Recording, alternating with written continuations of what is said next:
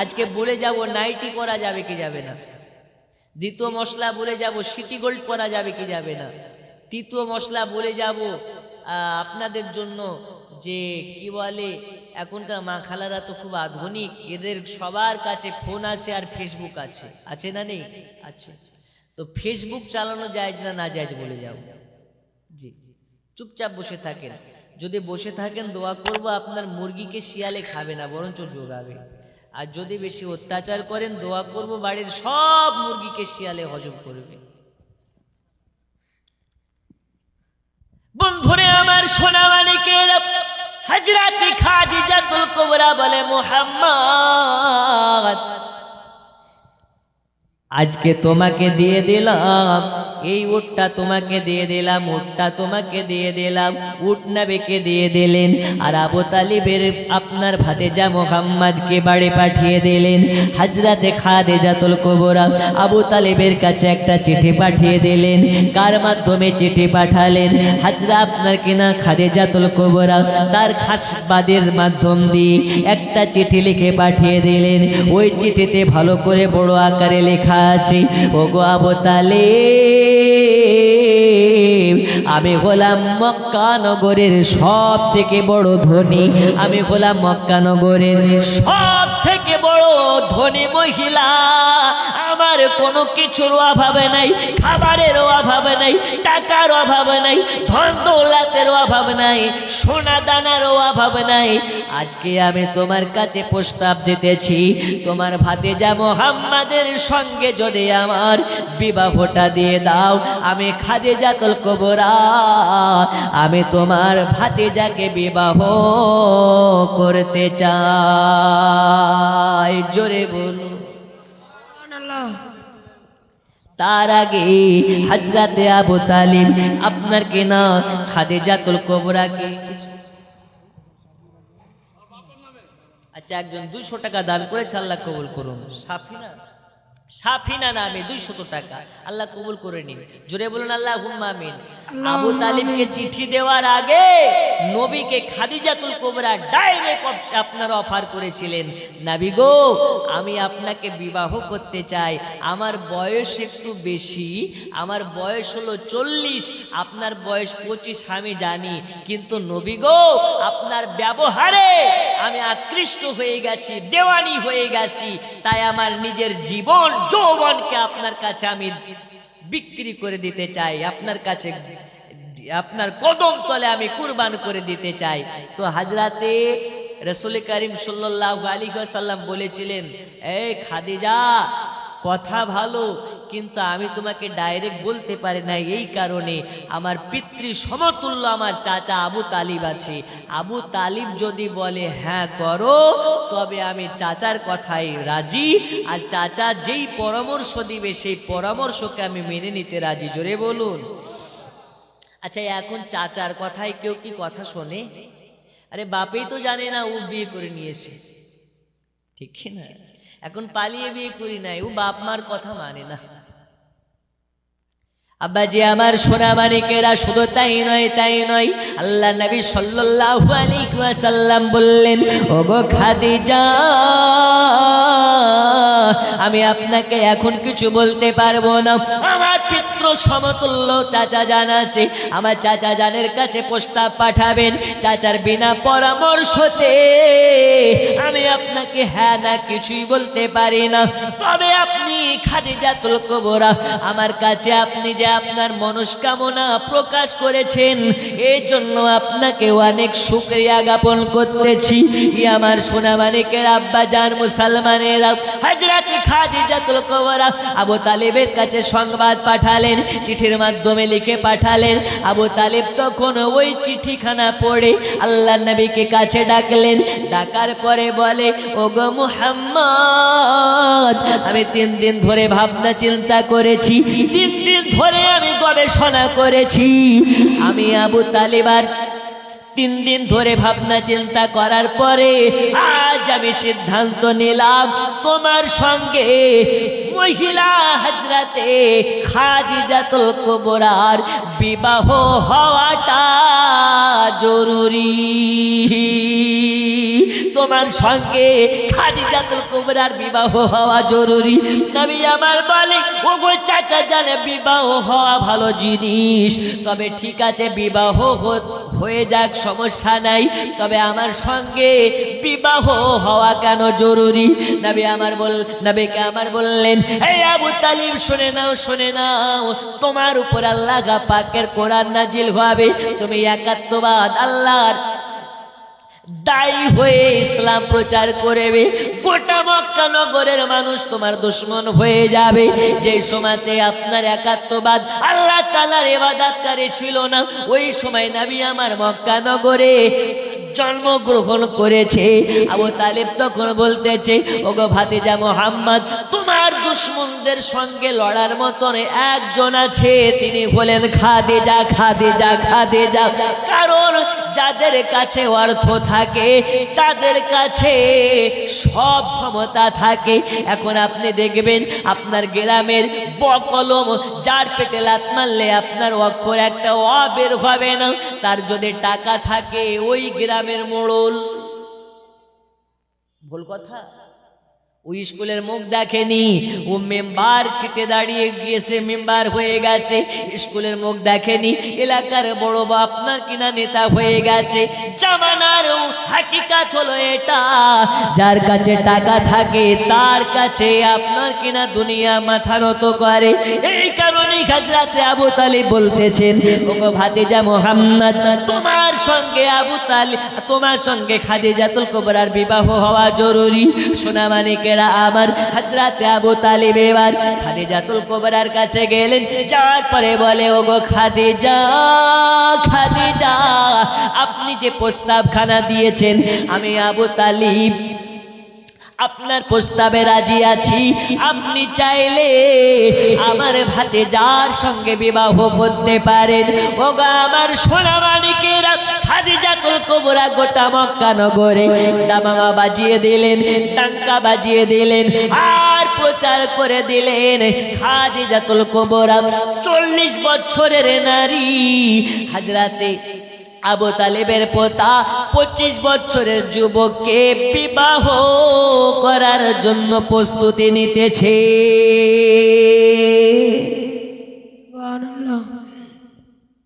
গোটা মক্কায় প্রচার হয়ে গেল, হযরতে খাদিজাতুল কুবরা 40 বছরের নারী হয়ে আবু তালিবের পোতা 25 বছরের মুহাম্মদকে বিবাহ করার জন্য রেডি হয়েছে।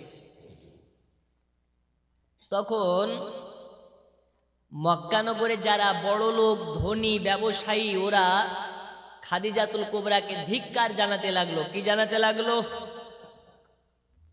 হে খাদিজা, তুমি গরিবকে বিয়ে করছো? তুমি 40 বছরের নারী হয়ে 25 বছরের মুহাম্মদকে বিয়ে করছো, তো গরিব, ওর মা নেই, ওর বাপ নেই। সবাই যেন তুচ্ছ তাচ্ছিল্য করতে লাগলো। তখন হযরতে খাদিজাতুল কুবরা বিবাহর আগে বাগদান করার জন্য গোটা মক্কাবাসীকে দাওয়াত করলেন। যত ধনী ব্যক্তি, বড় লোক ব্যক্তি, টাকাওয়ালা ব্যক্তি সবাইকে ডাকলেন। ওটাকে কি বলে? ওলিমা, বাগদান। সবাইকে ডাকার পরে হযরতে খাদিজাতুল কুবরা ভোজনের ব্যবস্থা করেছে, বাগদানের ব্যবস্থা করেছে, ওলিমার ব্যবস্থা করেছে। গোটা মক্কা নগরের অর্থবান ব্যক্তিরা ওই দাওয়াতে উপস্থিত আছে। সুস্বাদু খাবারের ব্যবস্থা হয়েছে, আপনার কিনা পানাহারের ব্যবস্থা হয়েছে। হযরতে খাদিজাতুল কুবরা সব বড় লোক ব্যক্তিদেরকে একাকৃত করার পরে সবার সামনে খাবার রেখেছে, সুস্বাদু সুস্বাদু খাবার রেখেছে। খাদিজাতুল কুবরা ওই সময় সবাইকে ডেকে বলে, এই মক্কা নগরের ধনী ব্যক্তিরা একটু দাঁড়িয়ে যান, মক্কা নগরের অর্থবান ব্যক্তিরা আপনারা একটু দাঁড়িয়ে যান। আজকে আপনাদেরকে এই দাওয়াতে ডাকার উদ্দেশ্য হলো এটা, আমি আবু তালিবের ভাতিজা মুহাম্মদকে বিবাহ করতে চাই। সুবহানাল্লাহ। আমি শুনতেছি মহল্লায় মহল্লায় টোলায় টোলায় নাকি আমাকে ধিক্কার জানাচ্ছেন আপনারা, কথা কি সত্য নাকি? বলছে সত্য না তো মিথ্যা নাকি? তুমি তো বড় লোক, এত ধনী মহিলা হয়ে গোটা মক্কায় তোমার মতন কেউ ধনী নাই, আর তুমি একজন ধনী হয়ে গরিবকে বিয়ে করতেছ। তখন হযরতে খাদিজাতুল কুবরা বলছে, তবে শুনেন, খাবার আগে দুইটা কথা বলি, আপনারা ভালো করে শুনেন। তো কি কথা? বলে, ও গো মক্কার ধনী ব্যক্তিরা শুনে নিন। আচ্ছা বলুন তো এই মক্কা নগরী আমার মতন কেউ কি ধনী ব্যক্তি আছে? বলে না, আপনার মতন ধনী মহিলা নেই, আপনি হলেন সব থেকে বড় ধনী মহিলা, আপনার কদমের তলায় সবাই থাকে, আপনার মতন টাকা কারো নাই, আপনার মতন অর্থ কারো নাই, আপনার মতন ধন কারো নাই, আপনার মতন পয়সা কারো নাই। হযরতে আবু তালিবের পোতা ভাতিজা মুহাম্মদকে তবে বিবাহ করলেন কেন? হযরতে খাদিজাতুল কুবরা বলে, তবে কান খুলে শুনে নিন। আজকে আমি তো আপনাদেরকে বলতে চাই, দুইটা কথা বলতে চাই। আপনারা যেটা শুনেছেন ওটাই সত্য কথা। আমি মক্কা নগরের সব থেকে বড় ধনী মহিলা হওয়া সত্ত্বেও আজকে আমি মুহাম্মদকে বিবাহ করতেছি কেন? আজকে দুইটা কথা আপনাদেরকে বলবো। আচ্ছা বলুন তো, আমি যে মুহাম্মদকে বিবাহ করার জন্য প্রস্তাব দিয়েছি, তিনি হলেন কুরাইশ বংশের। কোন বংশের? আচ্ছা আপনারা বুকে হাত দিয়ে বলেন, মক্কা নগর গোটা পৃথিবীতে কুরাইশ বংশের থেকে কোনো বড় বংশ আছে? বলছেন না, এমন কোন বংশ আছে যে কুরাইশ বংশের থেকে বেশি আপনার কিনা সম্মানীয় বংশ? বলেন না। আচ্ছা ঠিক আছে, একজন দাঁড়িয়ে বলতে পারেন যে আবু তালেবের ভাতিজা মুহাম্মাদের কোনো দোষ আছে? বলছেন না। আবু তালিবের ভাতিজা মুহাম্মাদের মতন কেউ ভালো আছে? বলে না, ভালো নাই। আবু তালিবের ভাতিজা মুহাম্মাদের মতন কেউ সত্যবাদী আছে? বলে না। গোটা মক্কা নগরে আবু তালিবের ভাতিজা মুহাম্মাদকে আল আমিন বলে ডাকা হয়, আল আমিনের উপাধি দেওয়া হয়েছে। তা বলে দেখতেও সুন্দর, ব্যবহারও সুন্দর, তাকে সত্যবাদী বলে ডাকা হয়। তবে একটা দিক থেকে তোমরা যেটা ধিক্কার দিতেছ, একটা দিক থেকে তোমরা যেটা তুচ্ছ তাচ্ছিল্য করতেছ, যে মুহাম্মদ হলো গরিব, মুহাম্মাদের কিছু নাই। তবে শুনে নাও রে, আমার মতন খাদিজাতুল কুবরাকে সে বিবাহ করতেছে। এ কারণে আজ আমি তোমাদেরকে ডেকে দুইটা জিনিস ক্লিয়ার করে দিতে চাই। আচ্ছা বলো, আমার থেকে কেউ মক্কায় বড় লোক আছে? বলে না, আপনার মতন বড় লোক নাই। তখনই হযরতে খাদিজাতুল কুবরা আলমারির চাবিগুলো নিয়ে চলে আসলো। আনার পরে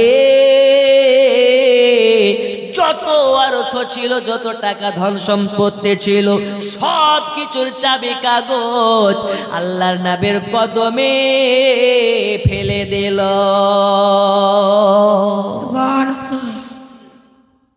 সব নবীর কদমের কাছে ফেলে দিল। বলল, আজকে থেকে আমার সব কিছুর মালিক হচ্ছেন নবী। জোরে বলুন সুবহানাল্লাহ। তাহলে খাদিজার মালিকানার কে হলো? নবী হয়ে গেল। বলল, গো মক্কাবাসী শোনো, আজকে থেকে খাদিজাতুল কুবরার যত ধন দৌলত আছে, সব ধন দৌলত আমি নবীর হাতে তুলে দিলাম। তখন এই কথা শোনার পরে গোটা মক্কা নগরের আমিরদের যেন মুখ বন্ধ হয়ে গেল। আর একটু জোরে হবে না? নবীর জন্য মহিলা খাদিজাতুল কুবরা মক্কা নগরের সব থেকে ধনী মহিলা, নবীকে মোহাব্বত করে, নবীকে ভালোবেসে নিজের যত ধন সম্পত্তি ছিল সব নবীর কদমে কুরবান করে দিল। এর নাম হচ্ছে নবীর মোহাব্বত, এর নাম হচ্ছে নবীর ভালোবাসা। ওই নবীর মোহাব্বতে আমরা কি মুখে দাড়ি রাখতে পারবো না? রাখতে পারবো না হুজুর, নবীকে মোহাব্বত করি কিন্তু দাঁড়িয়ে রাখতে পারি না। আমরা হলাম নবীর সব থেকে বড় দিওয়ানা। নবীর মোহাব্বতে আমাদের পকেট থেকে টাকা বার করতে পারি না, অথচ দেখেন হযরতে খাদিজাতুল কুবরা বলতেছেন দয়াল নবীর মোহাব্বতে ধন দৌলত তো ধন দৌলত, প্রয়োজন হলে আমি খাদিজা নিজের জীবনটাও দিয়ে দিতে রাজি। এরকম দিওয়ানা হতে হবে, শুধু মুখে বললে হবে না। একবার দুই হাত তুলে বলুন ইয়া রাসূলুল্লাহ, নারে তাকবীর, আল্লাহু আকবার। ইয়াও যে শয়তান পালাবে না, মাইক বন্ধ, সবাই উচ্চ রূপে বলেন নারে তাকবীর, নারে তাকবীর, নারে রিসালাত, জীবনী জলসা, জলসা কমিটি আহলে সুন্নাত ওয়াল জামাত, জোরে বলুন জিন্দাবাদ। বন্ধু আমার সোনা মানিকেরা, হযরতে খাদিজাতুল কুবরা নবী পাকের কদমে সব সোনা দৌলতকে ফেলে দিলেন। বলতেছেন আজ থেকে সোনা লাগবে না, দৌলত লাগবে না, টাকা লাগবে না, হীরা লাগবে না, জোহরাত লাগবে না, আমি খাদিজা, শুধু আমার নবীকে দরকার। দেখুন দুনিয়াতে অনেক বাদশা এসেছে, অনেক টাকাওয়ালা ধনী, অনেক রাজা, অনেক সুলতান এসেছে। একজন সুলতানের ঘটনা আপনাকে বলি, মাত্র 2টা মিনিট নষ্ট করব। হযরতে রাসূল করিম সাল্লাল্লাহু আলাইহি ওয়াসাল্লামের নির্দেশনা কাকে বলে, রাসূল পাক সাল্লাল্লাহু আলাইহি ওয়াসাল্লামের মোহাব্বত কাকে বলে দেখুন। তবে আপনাকে বলার আগে বলতে চাই, জীবনী শুনছেন শুনুন, শুধু শুনলে হবে না, সেটার উপরে বাস্তবায়ন করতে হবে। কেন? যারা শুনে, শোনার পরে যারা বাস্তবায়ন করে, নবী বলেছেন তারা হচ্ছেন মুমিন, মুমিন, মুমিন। আর একজন মুমিনের সব থেকে বড় পরিচয় কথার সঙ্গে কাজের মিল। জোরে বলুন সুবহানাল্লাহ। আর মুনাফিক চেনার বড় লক্ষণ কি? যাদের কথার সঙ্গে কাজের মিল থাকে না, তাদেরকে নবী আমার বলেছেন মুনাফিক। আল্লাহ আমাদের মুনাফিকি থেকে বাঁচিয়ে নিন। আরো একবার জোরে বলুন আল্লাহুম্মা আমিন। একবার ঝুমঝুমিয়ে নবী পাককে হাজির ও নাজির মনে করে দারুদ শরীফ ছোট্ট করে আল্লাহুম্মা সাল্লি আলা সাইয়্যিদিনা মাওলানা ওয়া আলা আলি সাইয়্যিদিনা মাওলানা, আর জোরে ওয়া আলা আলি সাইয়্যিদিনা মাওলানা। এ বাবা সোনা মানিকেরা আমার, আল্লাহ নবী সাল্লাল্লাহু আলাইহি ওয়াসাল্লামের কদমে খাদিজাতুল কুবরা সবকিছুকে কুরবান করে দিল। তখন বড় লোক যারা আপনার কিনা আমির ব্যক্তিদের মুখ বন্ধ হয়ে গেল। তখন এই মক্কা নগরের যারা নিঃস্ব গরিব অসহায়, তখন তারা মুখ খুলতে লাগলো। যারা গরিব অসহায় দরিদ্র, এরা সবাই খাদিজার মুখের উপরে যেন আপনার কিনা উষ্ণ উষ্ণ কথা বলতে লাগলো। বলে খাদিজা, খাদিজা, আপনার কাছে আমরা যখন এসেছি হাত পেতেছি, আমাদের হাতকে ফিরিয়ে দেননি। এখন মুহাম্মাদের কদমে সব ধন দৌলতকে আপনি দিয়েছেন, এখন আমাদেরকে কি তিনি দেবেন? খাদিজাতুল কুবরা বলে, এরে মক্কা নগরের অসহায় দরিদ্ররা শুনে নাও, আমি তো কি দাতা, আমার থেকেও বড় দাতা হলেন নবী। এই নবীর কাছে যারা চাবে, আল্লাহর নবী তাদেরকে না দিয়ে থাকতে পারবেন না। এ নবী কোন নবী? যে নবী আমার কাল হাসরের মাঠে, ময়দানে, কিয়ামতের মাঠে সব নবী নিজের নাপনি আপনার কিনা নিজেকে নিয়ে ব্যস্ত থাকবে, আর আপনার আমার নবী আপনার আমার জন্য সাজদাতে পড়ে যাবে। আল্লাহর কাছে দোয়া করবেন, আল্লাহ তাআলার কাছে বলবেন, আল্লাহ আমার যদি একজন উম্মত জাহান্নামে চলে যায়, আমি নবী জান্নাতে যাব না। আমার আল্লাহ বলে, নবীজি নবীজি যার আপনাকে কথা দিলাম, যার অন্তরে যারা পরিমাণ আপনার মোহাব্বত থাকবে আমি আল্লাহ তাকে আপনার সঙ্গে জান্নাতে দেব। এখন আমরা কেমন দিওয়ানা, আমরা কেমন নবীর দিওয়ানা, নবী পাকের মোহাব্বতে কি আমরা করতে পারি?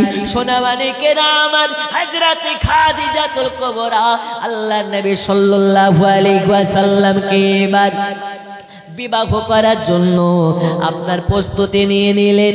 আল্লাহ নবী আমার বলেন, খাদিজা, এই খাদিজা শুনে নাও, শুনে নাও, শুনে নাও, আমার কদমের তলে সব আপনার ধন দৌলত সোনা দানা সব যখন করে দিয়েছো, এখন তুমি বলো বলো এই সোনা দানার মালিক আমি না তুমি? খাদিজাতুল কুবরা বলে, নবীজি যখন আপনার নামে তুলে দিয়েছি সব কিছুর মালিক আপনি। নবী আমার বলে, খাদিজা রে, তাহলে সোনা দৌলতের মালিক যদি আমি হই, হীরা জহরাতের মালিক যদি আমি হই, টাকা পয়সার মালিক যদি আমি হই, সব কিছুর মালিক যদি আমি হই, তাহলে আমার উপরে তো কোনো কথা বলবে না। বলতেছেন না না ইয়া রাসূলুল্লাহ বলবো না। নবী আমার বলে, গোটা মক্কা নগরের অসহায় দরিদ্রদেরকে ডাকা হোক। নবী আমার এলান করে দিলেন, গোটা মক্কা নগরের যত অসহায় ছিল, যত দরিদ্র ছিল, অনেক মা ছিল নিজের মেয়ের বিবাহ দিতে পারছিল না, অনেক আপনার বিমারি ছিল ওষুধ কিনতে পারছিল না, অনেকে ছিল বাড়ি ছিল না, অনেকের বাড়িতে আপনার খাবার ছিল না। নবী আমার সবাইকে ডেকে যত সোনা দৌলত ধন দৌলত ছিল আল্লাহর নবী আমার অসহায় দরিদ্রর মধ্যে সব কিছু বিলীন করে দিল। শুধু তাই নয়, তাই নয়, আল্লাহর নবী সাল্লাল্লাহু আলাইহি ওয়াসাল্লাম আপনার কিনা যত কিছু ছিল সব কিছু দান করে দেওয়ার পরে বাড়িতে একটা এমন পরিস্থিতি এসেছিল, আল্লাহর নবী যে ওই যে হীরা গুহাতে গিয়ে আল্লাহ পাকের ইবাদত করতেন, একদিন যাবে হীরা গুহাতে, আল্লাহর নবী হযরতে খাদিজাতুল কুবরাকে জিজ্ঞেস করে, ওগো বিবি খাদিজাতুল কুবরা বলো বলো বাড়িতে কোনো খাবার আছে নাকি? আমি হীরা গুহা চলে যাব, যদি বাড়িতে কিছু খাবার থাকে আমার সঙ্গে করে খাবারটা নিয়ে যাব। হযরতে খাদিজাতুল কুবরা বলে, নবীজি নবীজি আপনার সঙ্গে যে খাবার নিয়ে যাবেন ওটা তো দূরের কথা, এখন যদি বলেন একটা খেজুর খাবেন, আমি খাদিজা আপনাকে এই সময়তে একটা খেজুর দেওয়ার মতন ক্ষমতা রাখি না। তো কেন কেন বলে, নবীজি নবীজি এই মুহূর্তে বাড়িতে একটা খেজুর পর্যন্ত নাই।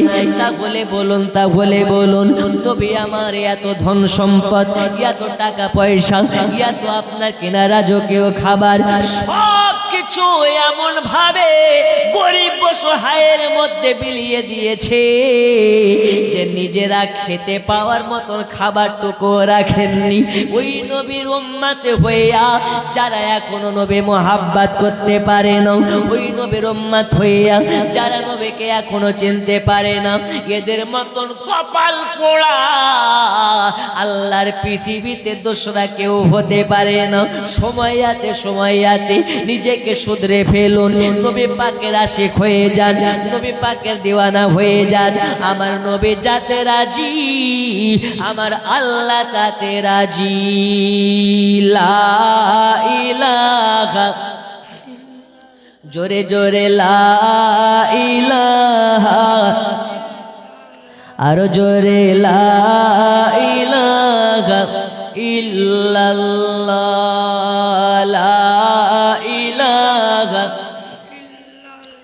লা ইলাহা ইল্লাল্লাহ, লা ইলাহা ইল্লাল্লাহ, মুহাম্মাদুর রাসূলুল্লাহ।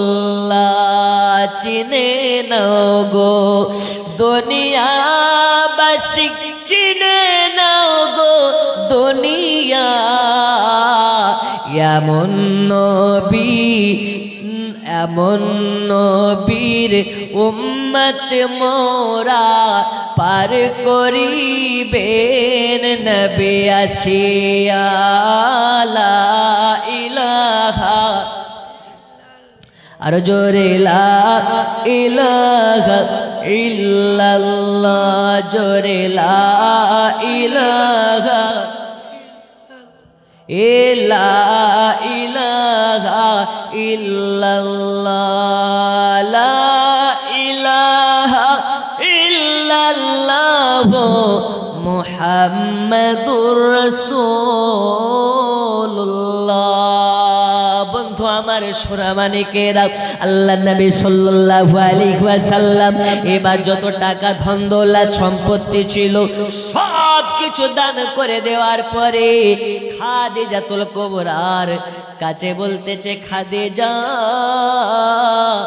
এখন আমরা টেনশন মুক্ত, যতদিন ছিল ততদিন চাপ ছিল, এখন নাই আর কোনো টেনশন নাই, এখন নাই আর কোনো টেনশন নাই। সোনা মানিকেরা আমার, ধন দৌলত আল্লাহ যাদেরকে দিয়েছে এই ধন দৌলতের মধ্যে আল্লাহ তাআলা প্রত্যেকটা মানুষের ঈমান পরীক্ষা করতেছে। যাদেরকে আল্লাহ দিয়েছে তাদেরকে দিয়ে পরীক্ষা করতেছে, যাদেরকে আল্লাহ দেয় নাই তাদেরকে আল্লাহ না দিয়ে পরীক্ষা করতেছে। এই পরীক্ষাতে যারা জিততে পারবে তারা অরিজিনাল নবীওয়ালা হয়ে যাবে, আর যারা নবীওয়ালা হয়ে যাবে আমার আল্লাহ বলে তারা আরশওয়ালা হয়ে যাবে। সোনা মানিকেরা আমার, আর লম্বা করতে চাই না, রাত 11টা হয়ে গেছে। আমি আপনাদেরকে আজ সারমর্মটা বলতে চাই। নবীর মোহাব্বতে নবীর বিবিগণেরা নিজের জীবনকে আপনার কোরবান করেছে, ধন দৌলতকে কোরবান করেছে। নবীর সাহাবেরা নবীর মোহাব্বতে সব কিছু নবীর কদমে কোরবান করেছে। ওই নবী কোন নবী? যে নবীকে রাজি করার জন্য নবীর প্রতি তাদের মানহাজ ছিল এটা, নবীকে রাজি করার জন্য দুনিয়াকে কষ্ট দেব, নবীকে রাজি করার জন্য দুনিয়াকে কষ্ট দেব। কিন্তু আমরা কি করি? দুনিয়াকে রাজি করতে গিয়ে নবীকে কষ্ট দিই। দিই না? দিই না গো। একটা ঘটনা বলি। একজন আল্লাহর ওয়ালি হযরতে বাইজিদ বোস্তামি, নাম শুনেছেন না শুনেননি? শুনেছেন। এখনকার ওলি আর ওই ওলির মধ্যে পার্থক্য একটু শুনেন। হযরতে বাইজিদ বোস্তামি অনেক দিন পরে বোস্তামনগরে আসতেছেন। তখন সবাই শুনে নিল যে আজকে আমাদের গ্রামে বাইজিদ বোস্তামি তিনার মুরিদগণদের সঙ্গে সাক্ষাতের জন্য আসতেছে। রমজান মাস দিনের বেলা আসতেছে। এখন আপনাদের গ্রামে যদি কোনো পীর সাহেব আসে তা আপনাদের গ্রামের কাজ কি হবে? এই গ্রাম থেকে 10 জন ব্যক্তি হুজুরকে রিসিভ করে আনবে, কিংবা এক জায়গাতে দাঁড়িয়ে থাকবে, তা নাকি অভ্যর্থনা জানাবে। হযরতে বাইজিদ বোস্তামি তিনার 2 জন খাদিমকে নিয়ে রমজানে দুপুর বেলা চলে আসতেছে। আসার পরে দূর থেকে দেখতে পাচ্ছে গোটা গ্রামের মানুষ এক জায়গাতে দাঁড়িয়ে সবাই আহালান সাহালান মোবারকবাদ জানাচ্ছে। তখন বাইজিদ বোস্তামি দেখছে অবস্থা তো কেরোসিন, এত হাজার হাজার মানুষ আমার জন্য অপেক্ষাতে আছে, আর এত মানুষ যখন আমার সামনে দাঁড়িয়ে আমার প্রশংসা করবে, অটোমেটিক অহংকার কিন্তু বেড়ে যাবে। বাড়বে না? বাড়বে না? বাড়বে। রমজান মাস, রোজার মাস, এই বাবু মারাপিট করছিস কেন? বস। হযরতে বাইজিদ বোস্তামি তখন মনে মনে চিন্তা করছে, আল্লাহ গো, এত বছর জঙ্গলে কাটিয়ে আসলাম, আর একটু পরিমাণ তিল পরিমাণ যদি অহংকার আমার মধ্যে জন্মে যায়, আমার 1000 বছরের ইবাদত নষ্ট হয়ে যাবে। একটু জোরে বলবেন না? সুবহানাল্লাহ। আল্লাহর ওয়ালি হযরতে বাইজিদ বোস্তামি রমজান মাসে তারা দুইজন খাদিমকে নিয়ে আসতেছে হাজার হাজার মানুষেরা অপেক্ষায় আছে হুজুর বাইজিদ বোস্তামি আসতেছে। এই কারণে অভ্যর্থনা জানার জন্য সকলে আহলান সাগালান জানানোর জন্য দাঁড়িয়ে আছে। হযরতে বাইজিদ বোস্তামি কি করলেন, ওদের মধ্যে যখন পৌঁছেছে পোটলা থেকে দুইটা শুকনা রুটি বার করে দিনে দুপুরে বেলা রমজান মাসে ছিঁড়ে ছিঁড়ে খেতে লেগেছে। সুবহানাল্লাহ। এখন যদি দিনের বেলায় হুজুর আপনাদের গ্রামের ইমাম সাহেব দুপুর বেলায় ঘরের ভিতরে বসে ভাত খায়, ওর ইমামতি থাকবে? হুজুর নিজেই তো রোজা করে না, ওকে তা আপনার কিনা হযরতে বাইজিদ বোস্তামি দিনের বেলা রোজ রমজান মাসে রুটি চিবাতে লেগেছে। তখন সবাই দেখে আর বলে, ই পীর না রে ভণ্ড, ই কেমন পীর যে রোজা করেনি, ও দিনের বেলা তো রুটি খাচ্ছে। হযরতে বাইজিদ বোস্তামি রুটি চিবাতে লেগেছে, সবাই গালি দিচ্ছে আর পালিয়ে যাচ্ছে, গালি দিচ্ছে পালিয়ে যাচ্ছে। হযরতে বাইজিদ বোস্তামি দেখে তার দুইজন খাদিম ছাড়া সবাই পালিয়ে গেছে। তখন হযরতে বাইজিদ বোস্তামিকে জিজ্ঞেস করলেন তানার খাদিমেরা, ওগো হুজুর, আপনি দিনের বেলা রমজান মাসে আপনি কেন রুটি চিবিয়ে খেতে লেগেছেন? ওগো বাইজিদ বোস্তামি, সবাই তো চলে গেল। বাইজিদ বোস্তামি বলে, খাদিমে, এই খাদিমেরা শুনে নাও, আজকে যদি আমি দিনের বেলা এই হাজার হাজার মানুষের মাঝে পোটলা থেকে আমি রুটি বার করে না চিবিয়ে খেতাম, আমি তাদেরকে যদি না তাড়াতাম, তাহলে আমার মধ্যে যদি যারা পরিমাণ অহংকার চলে আসতো, আমার প্রশংসা দেখে, আমার অভ্যর্থনা দেখে আমার যদি তিল পরিমাণ অহংকার চলে আসতো, আমার তিল পরিমাণ অহংকার আমার হাজার বছরের ইবাদতকে নষ্ট করে ফেলতো। এই কারণে আমি হাজার হাজার মানুষকে সন্তুষ্ট করতে গিয়ে আল্লাহকে বেজার করতে চাই না। এই কারণে আমি দিনের বেলা রুটি চিবিয়ে খেয়েছি।